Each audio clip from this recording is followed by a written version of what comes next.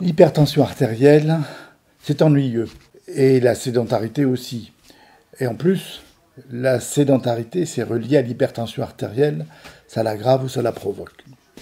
Et s'il existait un moyen très simple, qu'on peut utiliser même à la maison, pour réduire ces deux facteurs de risque, parce qu'il s'agit là de deux gros facteurs de risque. Oui, ben ça existe, et on voit ça tout de suite. L'hypertension artérielle, c'est une maladie, un facteur de risque, qui est parmi les plus connus en termes de cause et aussi en termes de traitement. On sait aujourd'hui comment traiter, comment prendre en charge l'hypertension artérielle. Or, l'hypertension artérielle, c'est l'augmentation de la pression dans les artères, dans le circuit, et cette augmentation de pression, eh bien, ça va les abîmer encore davantage. Et l'hypertension artérielle, c'est un facteur de risque de quoi? Eh bien, c'est un facteur de risque d'accident vasculaire cérébral, c'est un facteur de risque d'infarctus, d'insuffisance coronaire, mais c'est aussi un facteur de risque de démence vasculaire et même de maladie d'Alzheimer, même si on ne comprend pas tout à fait pourquoi. L'hypertension artérielle est due d'abord au vieillissement des artères. Là, pour l'instant, on ne peut pas y faire grand-chose, mais il n'est pas dit qu'un jour on n'y arrive pas. Et puis c'est surtout cette hypertension liée à nos comportements. Les comportements alimentaires d'abord, c'est la consommation de sel, c'est le surpoids, l'obésité. Oui, je sais. Et à une époque, au début du siècle, et au XXe siècle, en Carélie du Nord, on consommait près de 15 grammes, voire plus, 15 grammes par jour de sel, ce qui est énorme. Et le corollaire de ça, c'est qu'il y avait une mortalité effroyable par accident vasculaire cérébral.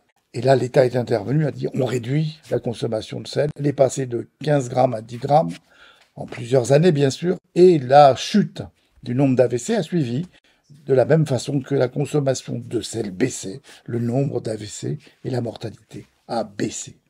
C'était la preuve qu'une intervention nutritionnelle pouvait améliorer un état de santé. En France, on est à 8 grammes, il faudrait arriver à 5 grammes de sel par jour.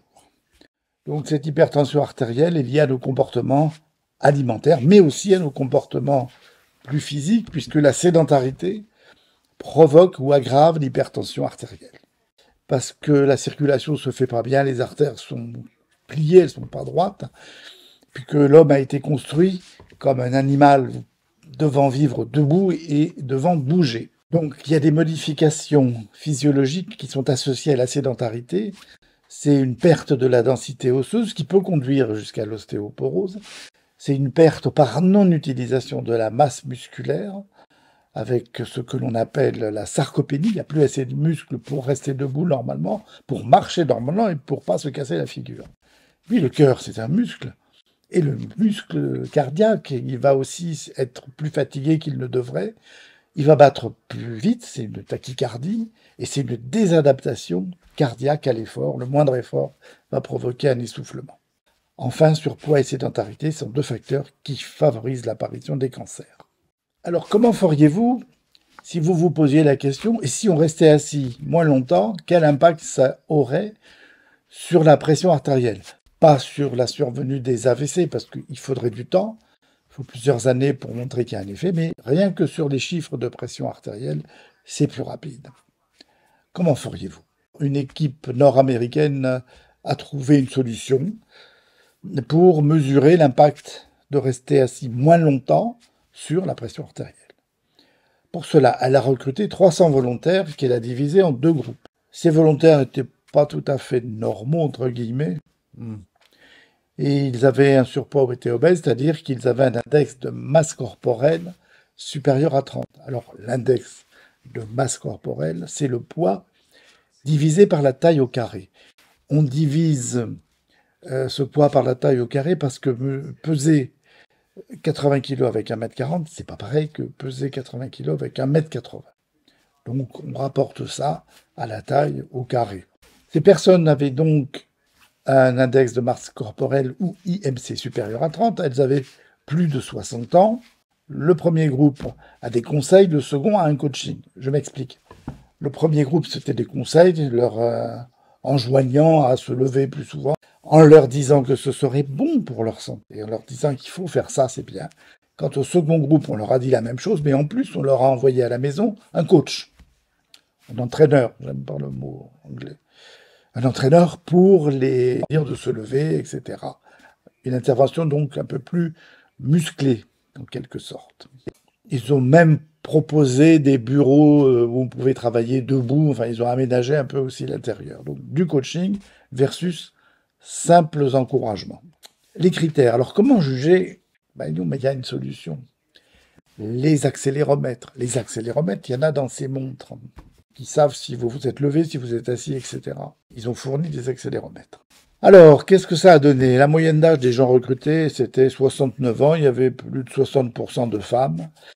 Ben oui, les hommes, ils disparaissent plutôt. J'en profite pour rappeler qu'ils sont fragiles et qu'il faut les ménager. La moitié de ces personnes avaient une hypertension artérielle et dans cette moitié, les 2 tiers suivaient un traitement pour l'hypertension. Ils sont restés éveillés 16 heures par jour, ce qui est dans la normale. Et là, il y a des différences entre les deux groupes. Ceux qui avaient un encouragement simple sont restés assis moins longtemps, à peu près 10 minutes par jour. Tandis que les autres, c'est 40 minutes par jour qu'ils sont restés assis moins longtemps. Donc une demi-heure d'écart entre ceux qui étaient encouragés et ceux qui étaient coachés. Quant à la pression artérielle, oui, elle a été mesurée. Comment elle a été mesurée? Elle a été mesurée, c'est de l'automesure, ce sont les gens qui ont eux-mêmes mesuré leur pression artérielle. Comment ils ont fait? On leur a fourni des appareils automatiques qui sont très fiables aujourd'hui. Et ils ont pris, après 5 minutes de repos, 3 mesures. On faisait la moyenne des 2 dernières. Qu'est-ce que ça a donné? Une baisse. Pour ceux qui étaient restés assis moins longtemps, 40 minutes, une baisse de 3,5 mm pour la pression systolique la plus haute. Ça peut vous paraître très peu, mais c'est pas si mal, parce que les autres interventions produisent les mêmes effets. L'exercice physique entraîne une baisse de la pression systolique de 4 mm de mercure.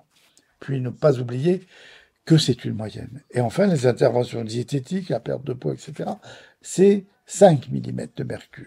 Donc, ce qui fait que rester debout plus longtemps, c'est à l'évidence une nouvelle prise en charge efficace dans la lutte contre l'hypertension artérielle et la sédentarité.